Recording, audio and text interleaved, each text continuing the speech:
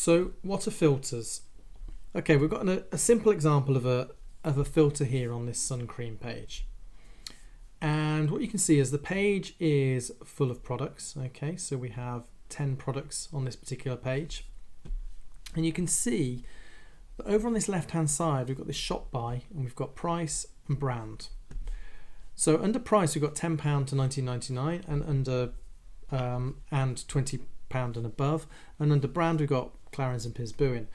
Now these are filters, and what they're basically saying, the number indicating it in the side is indicating that if I was to select that, it would only show the products that were in that price range on this page, of which there is 7.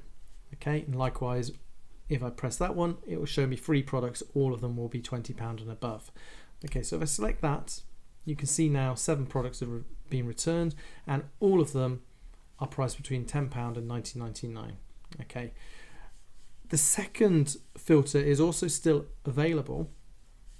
All right, but this time round the numbers change. So if I undo the filter using the X, you can see that when we haven't filtered the products down, it's got 5 as Clarins and 5 as Piers Bouin. And when we have filtered them down, it is now saying we've got 3 of each. Okay, right, so I can then go on, filter the products down further. If I had more filters, I could carry on filtering them down or filter on different criteria. So this particular page only has two filters.